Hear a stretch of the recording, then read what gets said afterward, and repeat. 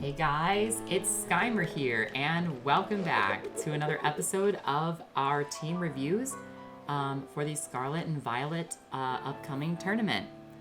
In this episode, we are going over teams 7 through 9, and the last episode we went over teams 4 through 6, the Unstoppable, Only the Strong Survive, and Season's Greetings.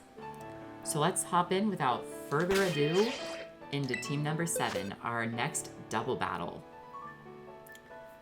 So this team is going to be called Rise Up. So Rise Up is going to be a team that's based on our first of 4 weather forms, the sun.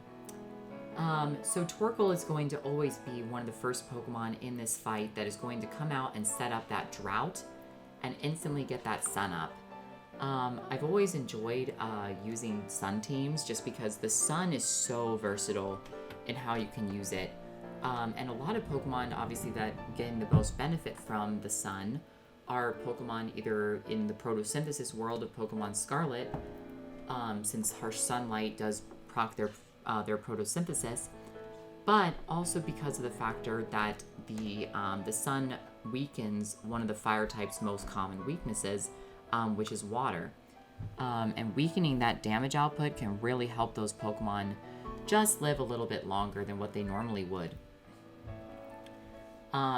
Also, if you see the reference of all of the nicknames that I've given these Pokemon, I am, well, except for you, because her name is going to be Roxanne. It's really a reference to my favorite region of Ruby and Sapphire, the Hoenn region. I love that region. I am a Gen 3 lover so much, so I decided to name all of the Pokemon after gym leaders in Gen 3. So, we're not just going to be utilizing Pokemon that have benefits from the sun just based on their typings. This isn't obviously a team full of fire type Pokemon. But also abilities. Jumpluff having abilities with Chlorophyll, Sunflora having access to solar power, and Passimian here having access to Receiver as its ability, which will allow it that when an ally gets defeated, he will transfer the ability to himself. This is actually really nice because you can get Chlorophyll potentially off this, you could get Drought potentially off of this and just reset the frickin' sun, or you can even get Flame Body off of Volcarona here, and give 2 Pokemon the ability that when they're hit with contact moves to be burned. One of the things in this fight that I really want to go over is Roxanne here. Being able to have Flash Fire as an ability along with a Grass-type Terra is pretty fun to use, because if they go into Flying-type Pokemon, I've got that Rock-type coverage, and as well, you're immune to Fire, and then you're just going to make Heat Crash deal more damage. So I'm very excited to see where this team goes. Also, don't question it. My Sunflora has Dragon Terra, so I guess you could say it's a Snapdragon. Let's get into the reviews.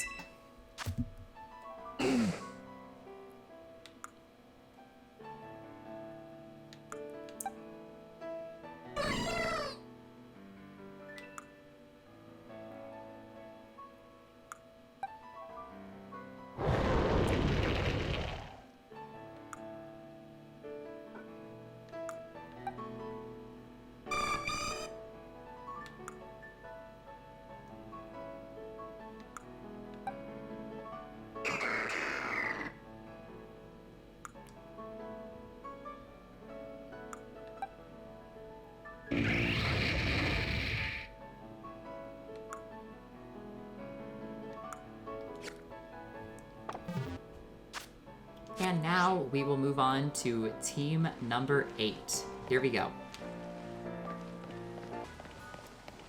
Here we are in Artisan. for yet another team review. As soon as I get myself centered, because I'm very, very picky about that. Alright, team number 8. This is going to be basically the opposite of team number 4, which was called the Unstoppable, where all the Pokemon were about reviving an ally, to a lot more of a darker concept. This team is called Famous Last Words. This team revolves not around Palafin, but around Houndstone. Houndstone has a signature move that is called Last Respects. The user attacks to avenge its allies. The more defeated allies that there are in the user's party, the greater the move's power. So it kind of has the opposite effect as what we went over in the last episode with the Unstoppable, like I said before. So this Pokemon is basically going to be the final boss of this team. But here's a dark concept about this team. We have several Pokemon with moves that are going to one-hit KO their own Pokemon. For example, Final Gambit on Annihilate. Curse may not be a one-hit knockout move, but it will inflict a ton of damage on Banette.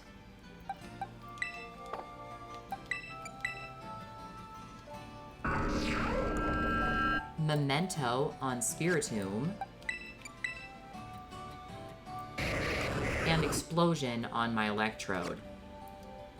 So there's a ton of Pokemon and that are on this team that will actually just end their own lives for the sake of dealing some pretty horrible effects to the opponent in the process.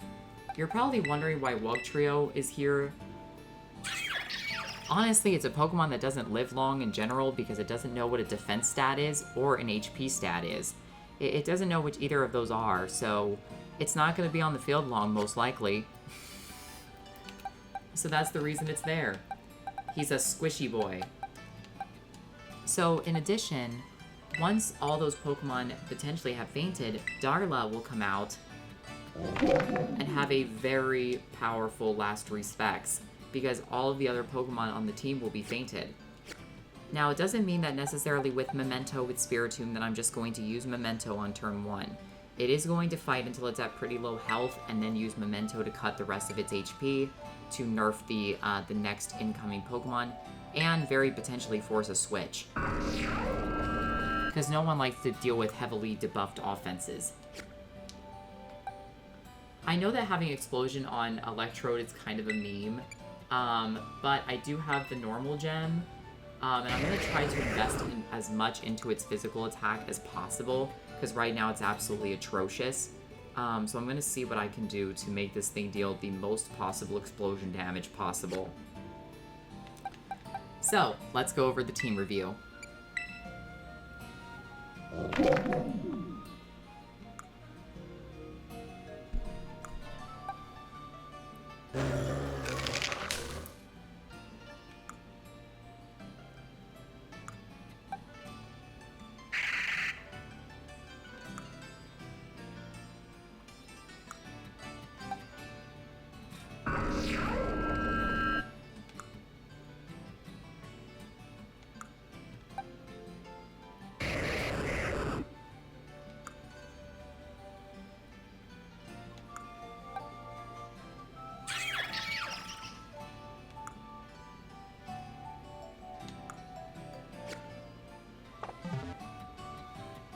Alright, so that is the Famous Last Words team. We have one more team to review in this episode, so I will see you at the very next town.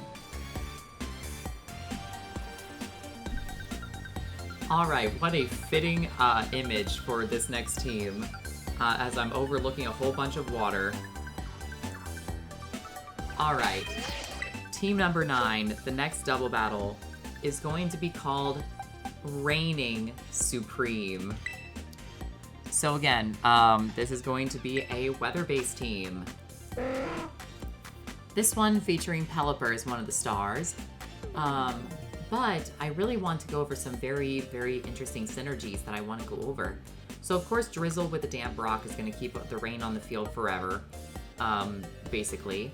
But Pelipper is a great supporter with that Tailwind, especially, and Hurricane becomes infinitely accurate in rain. So that was one of the synergies that I was kind of going for with this team. But Pelipper is quad weak to Electric, and does not have a defensive typing to really take that away. So a Pokemon that can probably switch in for it sometimes is Gastrodon. Gastrodon has the ability to absorb water moves and soak up electric moves like they're nothing, thanks to its Storm Drain ability, which is fantastic for those water-type moves. And my Girafarig has access to Skill Swap with its hidden ability Sap Sipper, which nullifies Grass-type moves and gets boosted attack when Grass-type moves are used. So being able to transfer that Sap Sipper ability over to other Pokemon to give them immunity to Grass-type moves, such as Gastrodon, who has a quad weakness to Grass, and Barraskewda, who is not known for its defenses. It does not stay on the field very long most of the time, but boy, can it deal some damage in the process. I wanted to have some sort of fixation on the idea that these Pokemon are looking out for their quad weaknesses. In addition, we are doing the Dondozo-Tatsugiri combination in this battle. So, Dondozo and Tatsugiri, if you are not familiar, is quite an amazing ability. I used to see this all the time. It has dwindled down at the time of this recording as to how often I see Dondozo teams.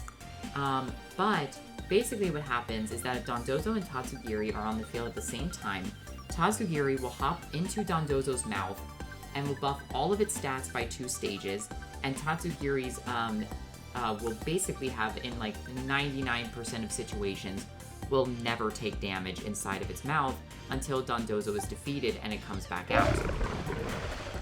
So, Tatsugiri is going to be able to be a good supporter for if or when that Dondozo faints, having access to that helping hand in Muddy Water. In addition to a Steel-type Terra to look out for its weakness to Fairy. So that's a big piece of that puzzle. However, there is a big drawback to Dondozo teams, and that is the factor that once Tatsugiri is in Dondozo's mouth, it can't switch. You can't switch out as long as you have that, so unfortunately, it kind of comes with a little bit of a burden on it, but at the same time, having access to Rest for its healing and the Chesto Berry to immediately wake it up is a nice way to be able to keep Wave Crash from dealing a whole bunch of recoil damage to yourself. This is also the attack form of Tatsugiri, and if you're not familiar with Order Up, if the user has a Tatsugiri in its mouth, it will boost one of its stats based on the Tatsugiri's form. I do believe if it's orange, it's attack. If it's pink, it's defense. And if it's yellow, it's speed. At least that's what I believe. So quote me if I'm wrong on that, but I'm pretty sure that is all the Tatsugiri forms. So let's just do one quick re-review and we are done with this episode.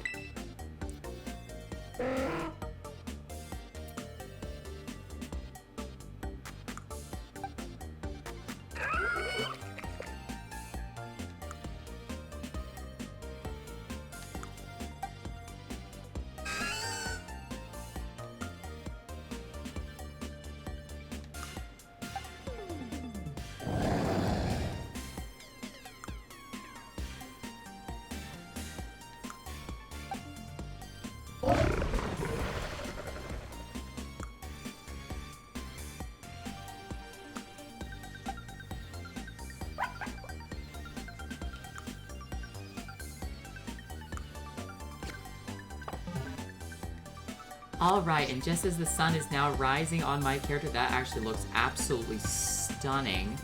Oh my goodness. To have that lighting, look at that lighting. But I will see you guys in the next episode where I will be going over teams 10 through 12. I hope that you guys enjoyed this episode. I will see you guys next time. Bye guys!